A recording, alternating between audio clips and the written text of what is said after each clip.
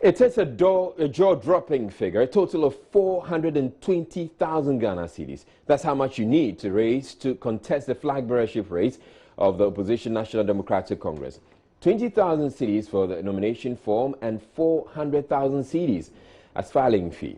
At a news conference at the party's headquarters Thursday, General Secretary Johnson Nketiah justified the decision by the National Executive Committee to peg the fee that high.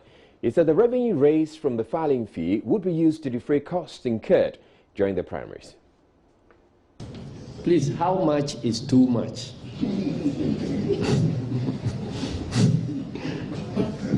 Can you tell us how much is too much? Nobody knows. What are you comparing with? So far, the questioner doesn't appear to give us the comparison.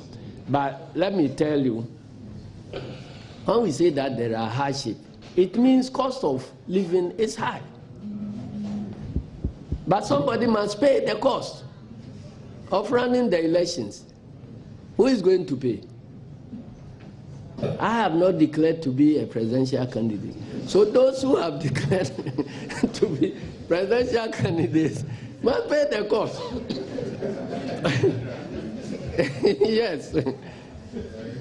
Yes, so and if you compare these monies against the cost of organizing the activity we are talking about, you see that the party will still have to raise money to supplement whatever will be accruing from these filing fees.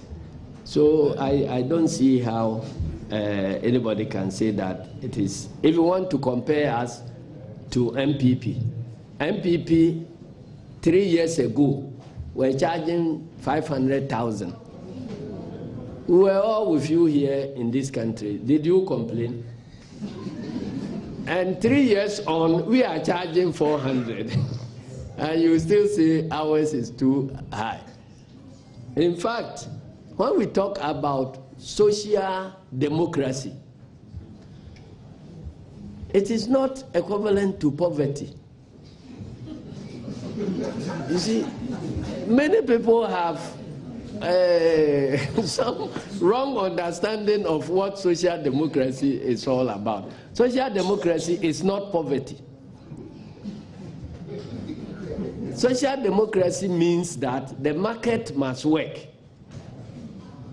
The productive forces in the economy must be released to achieve their potential.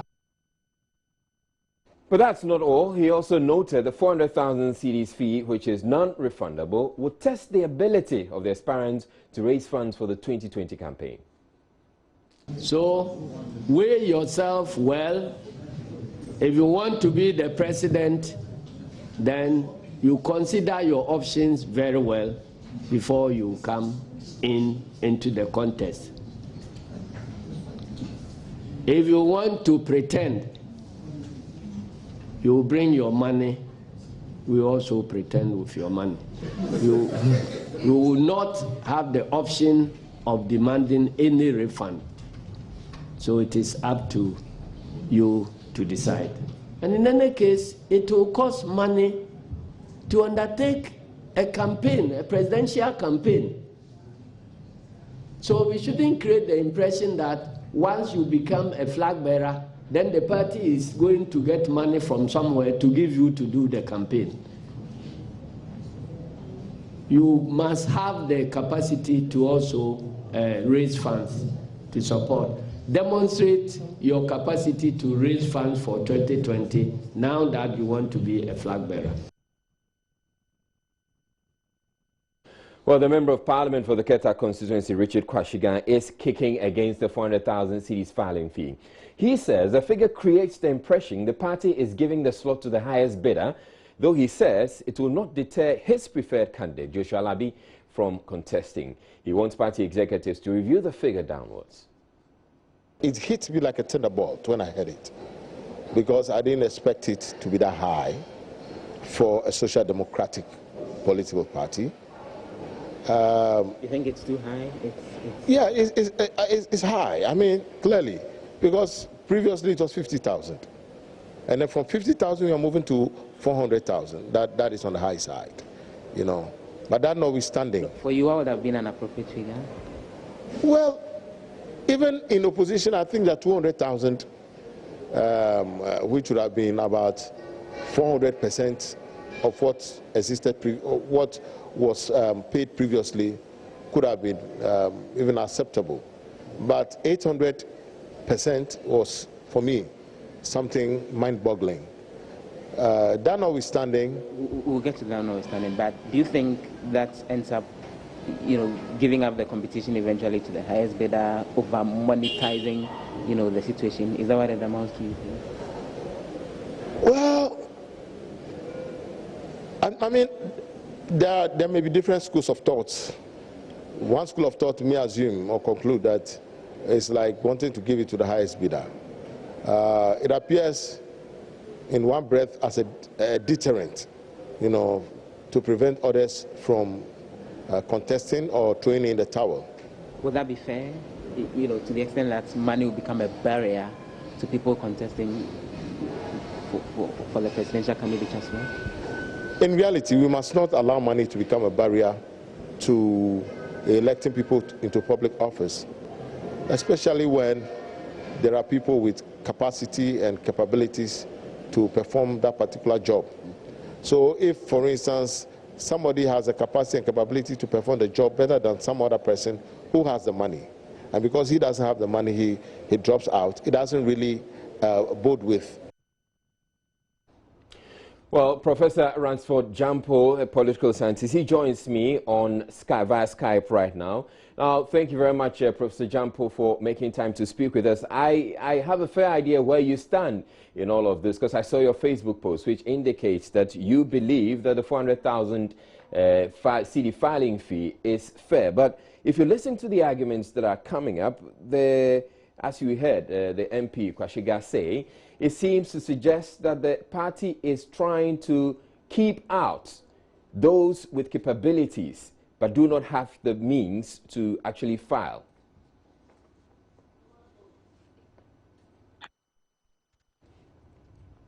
Hello. Yes, Professor Jampo. Yes, I mean, if you have the capabilities, one of the means of capabilities minus money. You said? Capabilities minus 400,000 CDs. No, one of the means of judging your capabilities is your ability not to dole out monies from your own pocket, but your ability to speak to other people, to want to support your cause, to support your bid to becoming a flag bearer. Let me tell you this. Governance is also about one's ability to raise money to run a country. Over the years, our elections have thrived on popularity. And so he who is popular gets elected. And when they get elected, they eye only our consolidated fund without doing nothing or doing much to bring money from outside to complement what we raise, in our consolidated fund. And so I am of the view that every well-meaning aspirant should be capable of talking to others to want to contribute to help them to run their flag bearers race.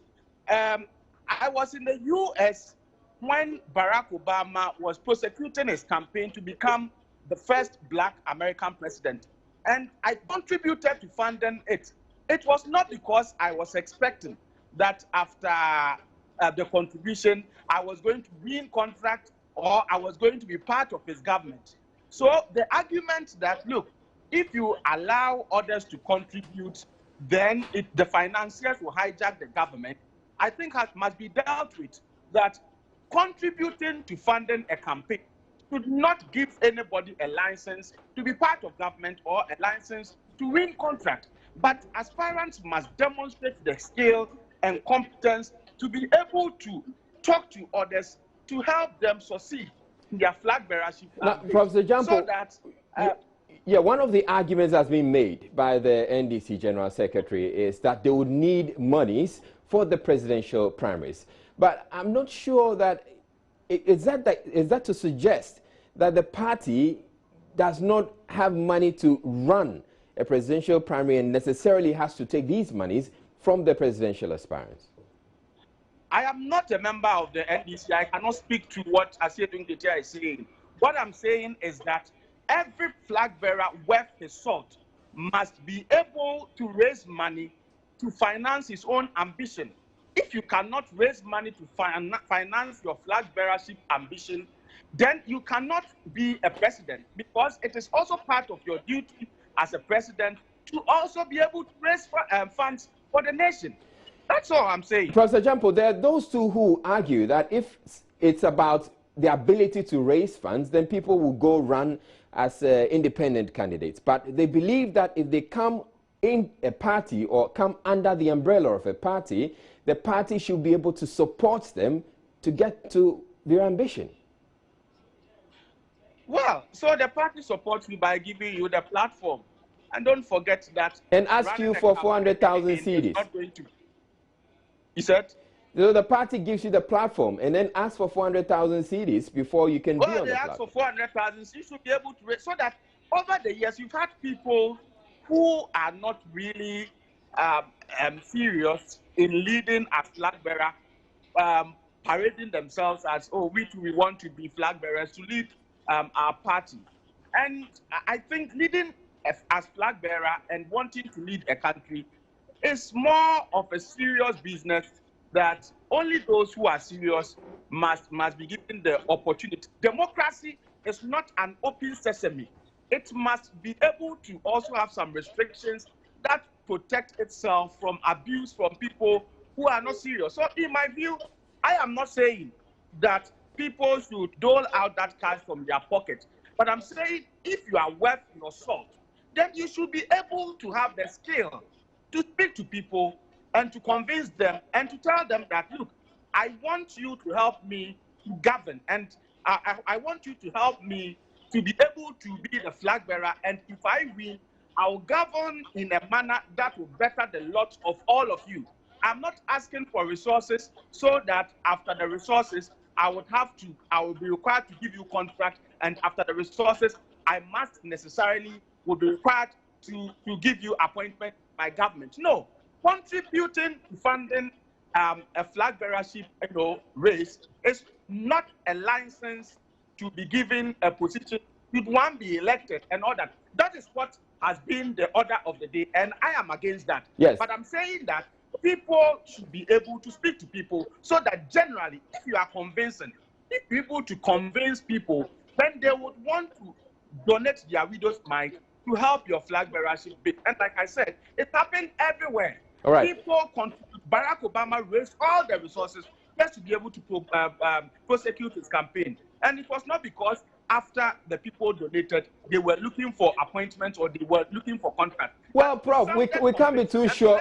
We can't be too sure about that, because are always convincing, and they will be able to convince all of us to be able to want to donate to help them succeed. All right, Prof, please hold on for me. We have on the line MP for Keta, Richard Kwashigan, who speaks for or represents or has his candidate being Professor Joshua Alabi. Thank you very much, Mr. Kwashigan. Now, you've heard the arguments by Professor Ransford Jampo. He says that if you have the capability, or if you want to be flag bearer or become president, you should have the capability to mobilize the needed resources to to pay for this 400,000 CD filing fee.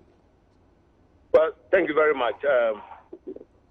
I don't think that the argument is about the ability of individuals to raise the 400,000 Ghana cedis to pay for the flag bearership contest.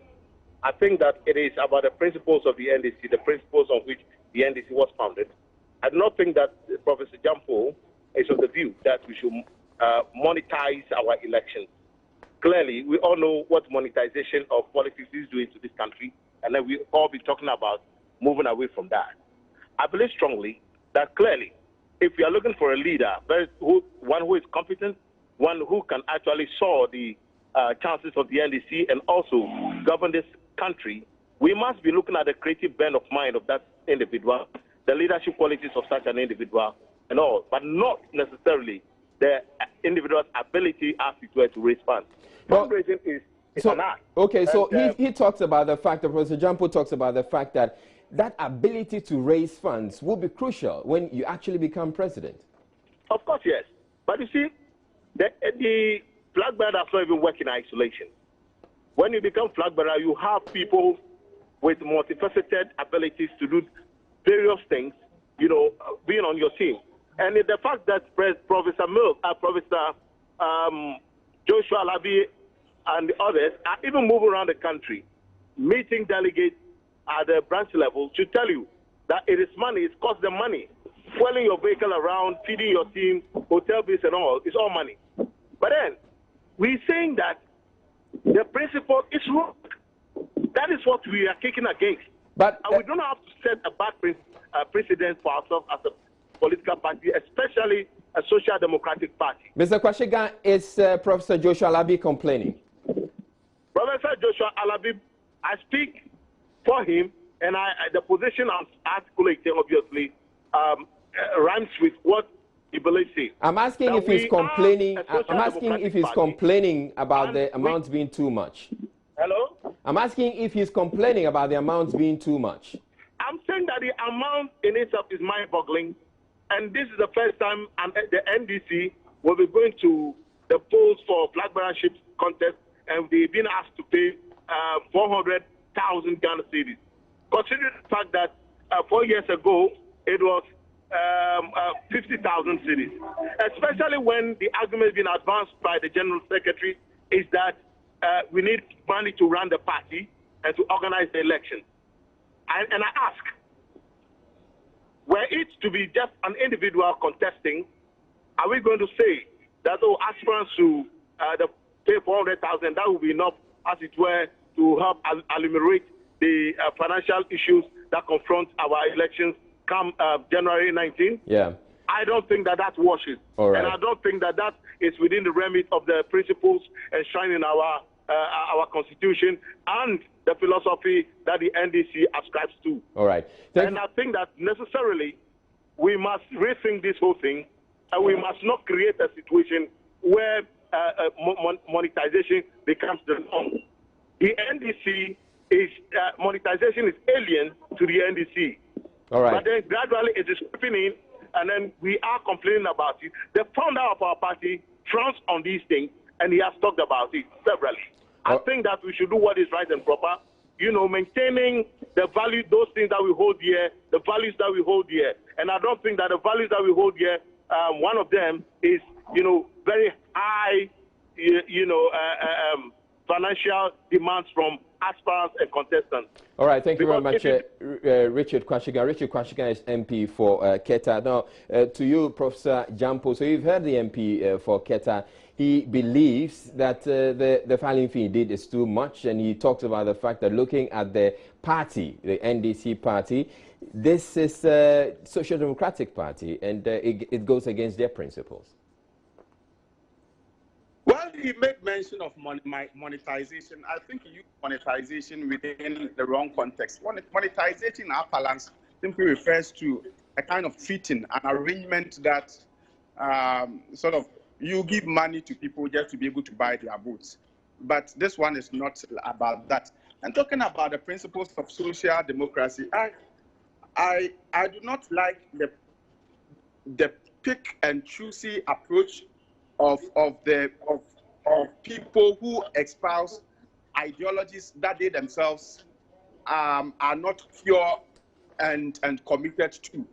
We talk about social democracy simply because they are saying people to pay money to demonstrate their capacity to raise money, simply because they are saying that they want to talk about social democracy. There's no ideological purity among the NDC adherents themselves and all that. So let's not talk about that. My point is that if you want to be a flag bearer worth your salt, you should be able to speak to people to to convince them so that they support your bid.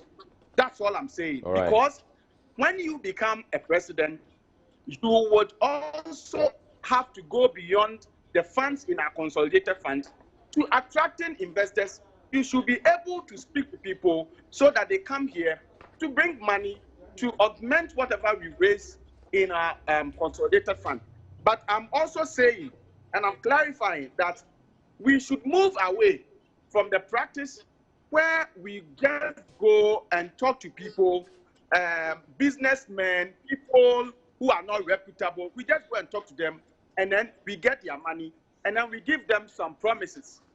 And so once we become elected, then we give out contracts to them, even if they don't qualify. Once we become elected, they seek for positions in government, even if they don't qualify. My position is that as a leader goes about, as a flag bearer aspirant goes about talking to people, he must speak to people and make them clear in their mind that you are seeking to support me.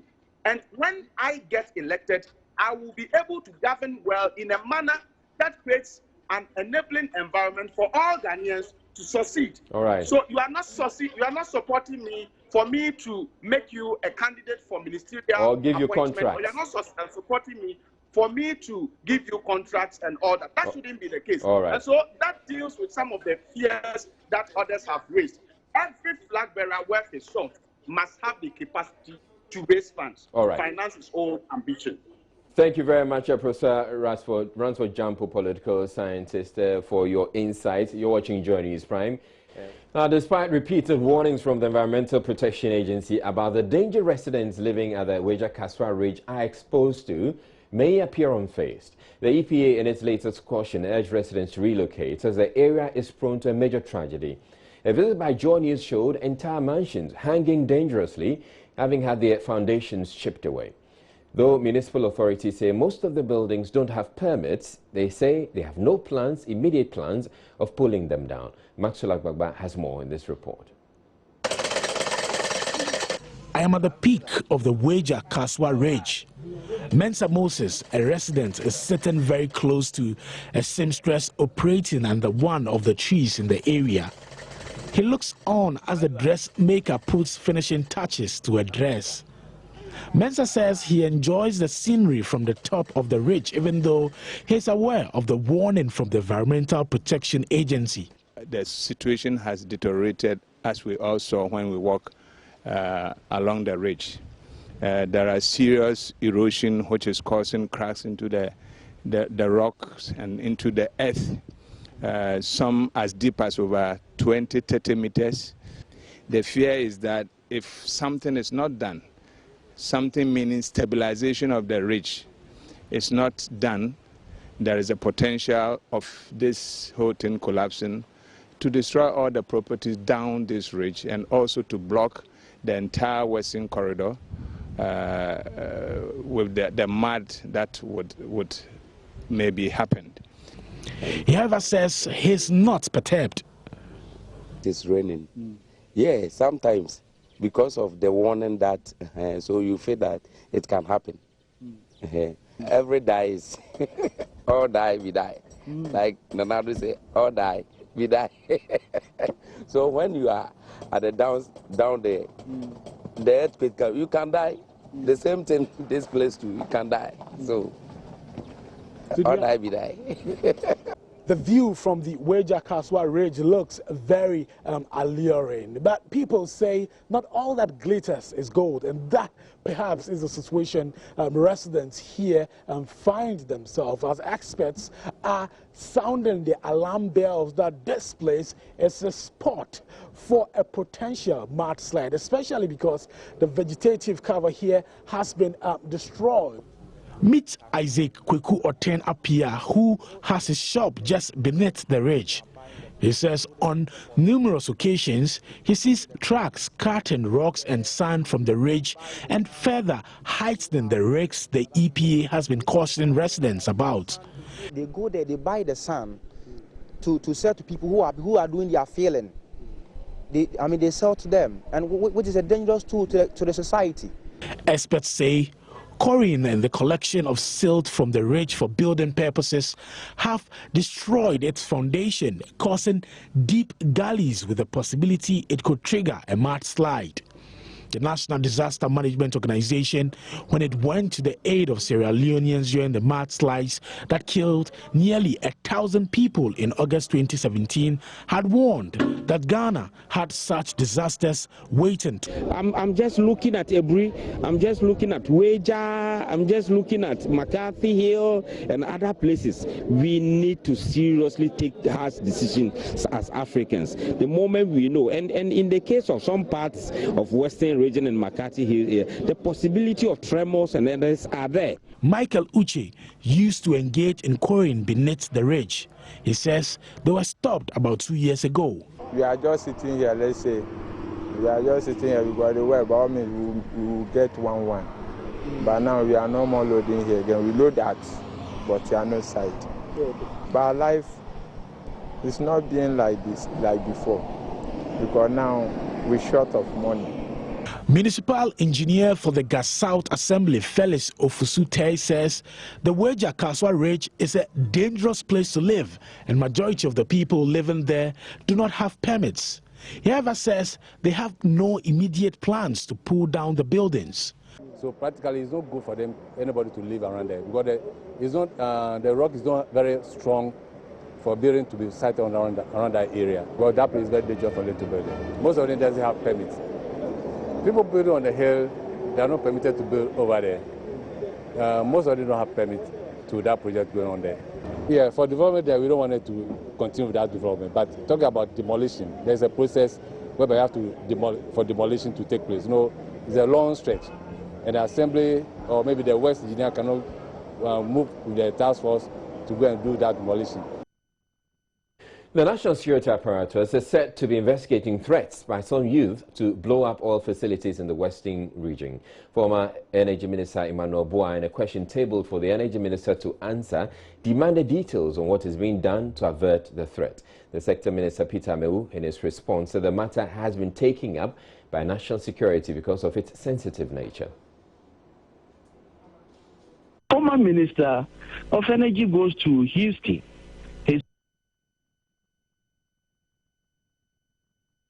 Mr. Speaker, owing to the sensitivities surrounding this very important matter and taking into consideration its national security implications, the Ministry of Energy, as part of its strategies for remedial actions, is liaising with the National Security Secretariat for a coordinated effort to dealing with the matter effectively and efficiently.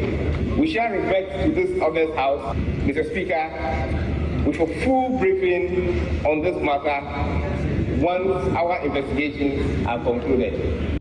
Now, a while ago, speaking on Newsnight, former Energy Minister Emmanuel Amakofiwa told Evans said there is no threat to be probed actually by the national security, but his question was to get the minister to apologize to the youth of the western region. Former Minister of Energy goes to Houston. His purpose there was to attract investment.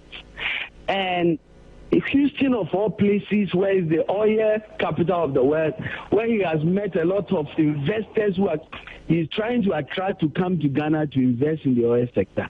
And what the minister says, he says the damnedest thing, that somehow the youth of the western region are being encouraged to blow up. I mean, this is not what a minister says to investors who is trying to attract to Ghana. The reason I asked the minister the question was to let the minister come and say that I'm sorry, I don't think I should have said that. There's no truth to that. Well, but he says the national security is probing the matter. People of the western region, let me make it clear. The people of the western region, the breadbasket of this country, have committed themselves to really continue to support the security and the stability of this country. Listen, the chiefs, the youth of the western region have supported governments as they come and go, especially in recent years when we found oil. This country must live up to its expectation and thank the people of the Western region. You don't go and say the state. So fundamentally, Honorable Minister, former Minister, so there isn't national security. There's nothing to answer. That cannot be a truth. So you just.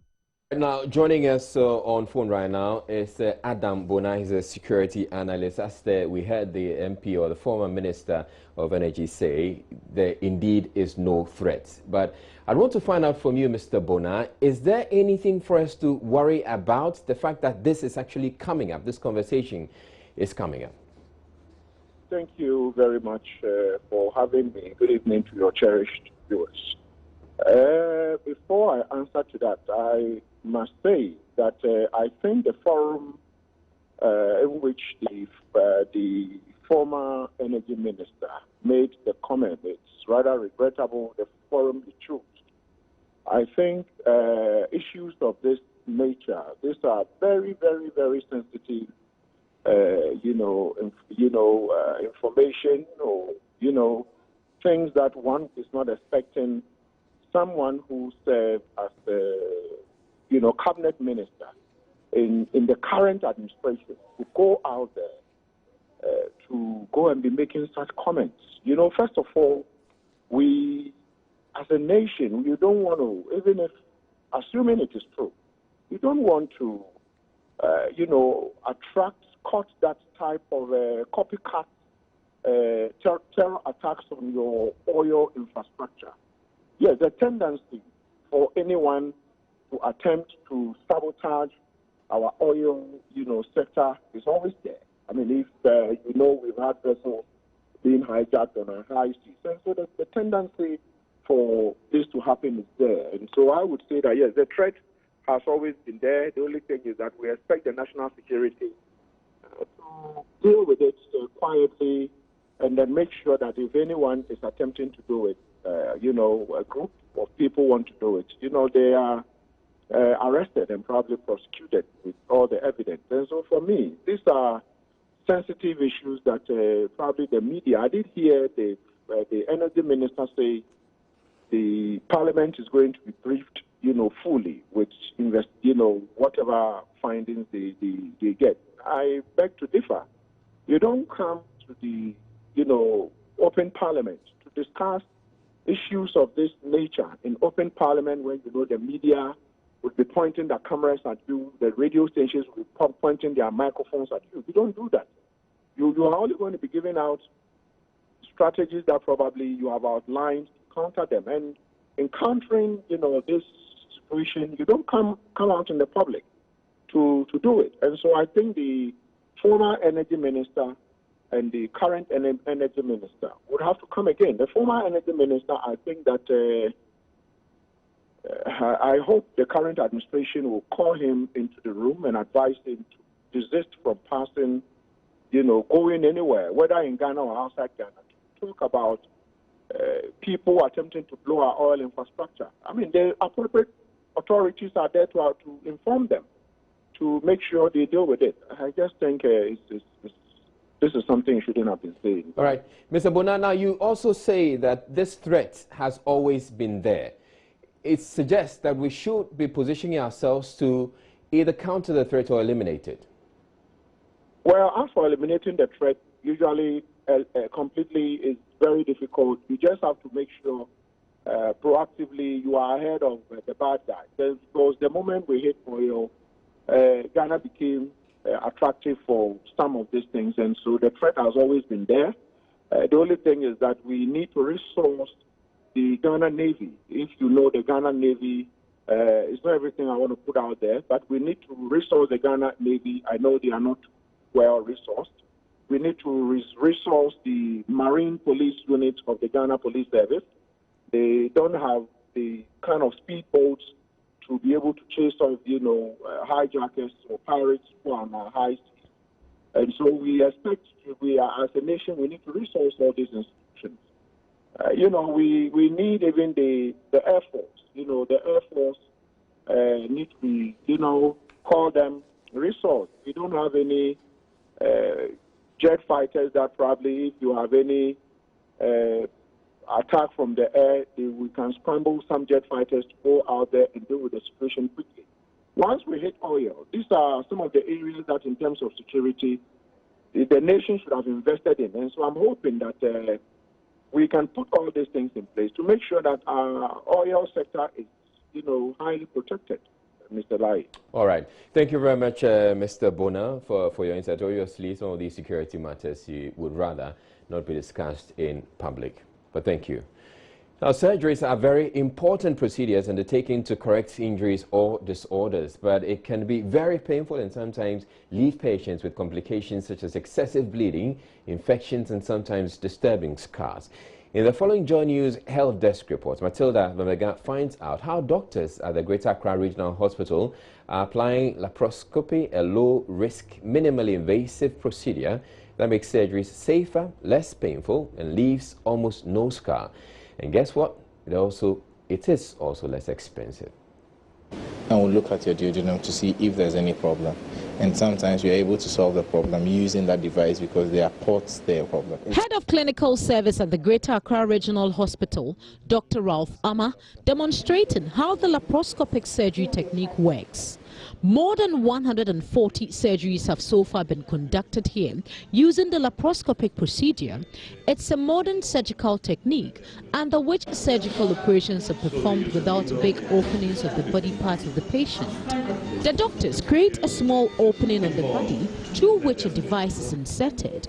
This device then projects the internal part system on the screen where doctors can discover and address various ailments. The technique is not exactly new in hospitals around the world, but it's the first of its kind at the Greater Accra Regional Hospital. Health experts say this procedure has a number of advantages compared to the regular process of open surgery because the pain and bleeding are reduced due to the smaller opening. Recovery times are also better. Here is Head of Clinical Service at the Greater Accra Regional Hospital, Dr. Ralph Amma. In the open procedure, you would need anesthesia. Yes, here you would need anesthesia, but it's not as deep as the open procedure. We'll just give you something that makes you sleep a little because putting that through your mouth may be a little uncomfortable. So we'll give you some anesthesia, make the place numb so that you can swallow whilst we look at it. Some people retch, so we'll give you something to prevent you from retching. Then for the one that is the lower, because we use the gas to distend the intestines, it's a little discomforting. So we'll give you something for the pain and we use it to do it. But in the open procedure, you would have scars and a mark for something, an intervention having been done. But in this one, you won't have any scar, and you just wake up and walk out of this place. That's it? Yes, that's it. And is it for every case, or you have specific cases that requires this procedure? Yes, it's basically specific cases that we use this for. So for people who have stomach ulcers, for people who have swallowed something inadvertently, like a foreign object, like a button, or the person has a fish bone stuck in the throat, we can use this to be able to intervene instead of going to open up and giving the person a scar. In the open procedure, you would have scars and a mark for something, an intervention having been done. But in this one, you won't have any scar, and you just wake up and walk out of this place. Dr. Emmanuel Sohrenyo is the medical director at the Greater Accra Regional Hospital. About 8 doctors or so have already been trained in this area, and currently as we are here, 2 of our doctors are there in South Korea, and each group spends 6 months over there in South Korea.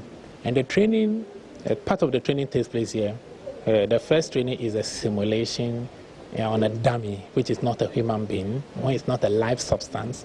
And so that is done when you achieve a certain degree of experience, then you move to an animal model. Okay. Yes, you are moved to an animal model where you practice on a live animal. And then the final stage is that when we see that you have achieved a certain level of proficiency, then now you are moved to a human being.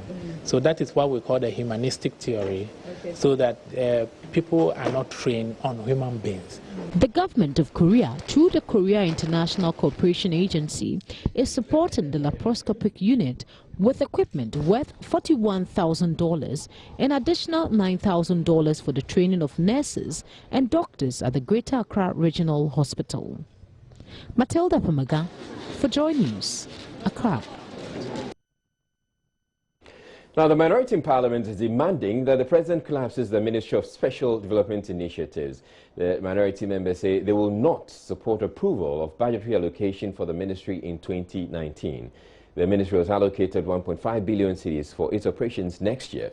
Concluding debates on the 2019 budget statement, Minority Leader Haruna Idrisu said the ministry's activities are not at par with the development authorities established by the President. This budget is laid on behalf of the President. May I use this opportunity to call on the President that his Ministry of Special Initiative, Mr. Speaker, I'm serving a strong notice. We on this side will not support any budgetary allocation or appropriation to that ministry.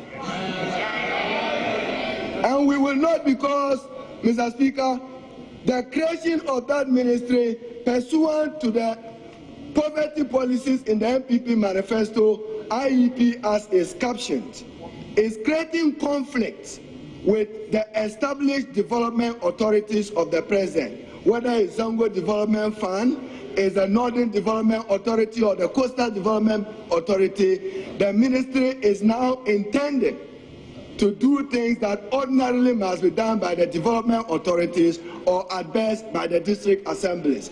And a whooping 1.5 billion is being allocated to that ministry. I say that we will not support that appropriation. You can use your numbers as a majority government to do so, because we want the conflict resolved. We want the President's development authorities to function and function effectively. But, Mr. Speaker, you see, if you build a house with saliva, it collapses with dew. What happens to the 1 million for the Swami constituency? It must not be expended by a minister sitting at Flagstaff House in the name of a Minister of Special Initiative. That must be expended by a district assembly or a development authority. This cannot continue, and we intend that this conflict must be resolved, and the President must, as best, recycle that portfolio and add it to monitoring and evaluation. But Minister for Special Development Initiatives, Hawa Kumsing, says the NDC only feels frightened by the successes chalked by her ministry so far. Here or there, if he's saying the ministry, we are not duplicating. It's not duplicating. If he say we are duplicating, that would have been a different issue. But the thing is not there, and we are doing it. We are complementing the works of the assembly. But he talks about the fact that there were allocations that were supposed to have gone directly to the development authorities, the three of them. You are keeping those allocations. You see, if a whole leader of parliament, a leader of a minority, will just stand on the floor of parliament to say this, I beg to differ. Because he knows very well that as last year, it was last year around November when the bill for the development authorities were passed. And definitely they couldn't have done anything. I think their problem is I should have waited for the development authority to come and start with the work, so that they will have the opportunity to blame the government, that the government is using the development authority as an excuse, which we never allowed. So they don't understand. I have done the work, waiting for the operationalization of the development authority. And that is it. And that is what we used to do all these projects. The money is not to be distributed to the people in the community, to put in our pockets for consumption, but we are to what? Use it for projects, to bridge the gap in the communities. We know we have a lot of issues when it comes to infrastructure. So this is what we used to do all those things. And they are government initiative projects. I'm not bothered about it. But you are not bothered, they will not agree to sign off to your budget. Why not? But they signed it last year. Why can't they sign it this year? They signed it last year. And he, Aruna, who just said, go to his constituency, he has 2 big warehouses, prefabricated warehouses there in his constituency. And he has toilet facility, 6 toilet facilities, 6 water system there. So why should he complain? And my name is Israelite. Thank you very much for watching too. You have a good night.